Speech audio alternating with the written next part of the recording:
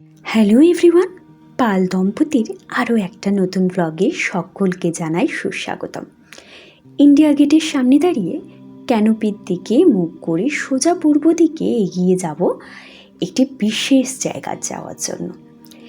এই দেখো, আমরা এখন চলে এসেছি ন্যাশনাল ওয়ার মিউজিয়ামে। মিউজিয়ামে ঢুকতেই দেখলাম পরিবেশটাই অন্যরকম, শান্ত, পরিচ্ছন্ন ও গম্ভীর। এখন ন্যাশনাল ওয়ার মেমোরিয়ালে, যেটা ইন্ডিয়া গেটের কাছে আছে। আর এখানে আমাদের দেশের জন্য যারা লড়াইতে বিভিন্ন ওদের অফিসিয়াল যেই রেজিমেন্টের সঙ্গে ওরা ছিল, ওটা দিয়ে এদের নামগুলো দিয়ে ওদেরকে সম্মানিত করা হয়েছে।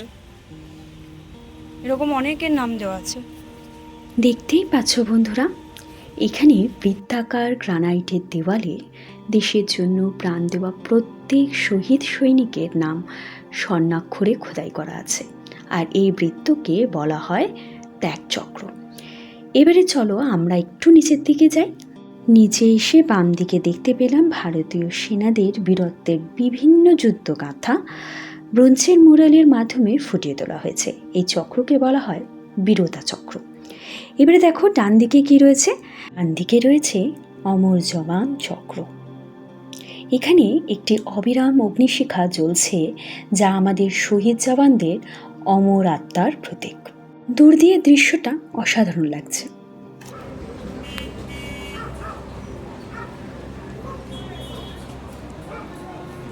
ব্যস্ত নিউ দিল্লি, আমরাও এখন সব মোটামুটি ঘোরাফেরা করে চলে এসেছি আবার মেট্রো পথে। এবারে খাওয়া দাওয়াও কিন্তু আমাদের কমপ্লিট, ডিনার কমপ্লিট। একই থালি নিয়েছিলাম, এবারে শোয়ার পালা। তো চলো আবার কাল দেখা হচ্ছে নতুন একটা ভিডিও। বাই বন্ধুরা, বাই করে দাও। By friends. ভিডিওটা কেমন লাগলো কমেন্ট করে জানান, আর জওয়ানদের সম্মানে একবার লিখুন জয় হিন্দ। ধন্যবাদ বন্ধুরা, বাই।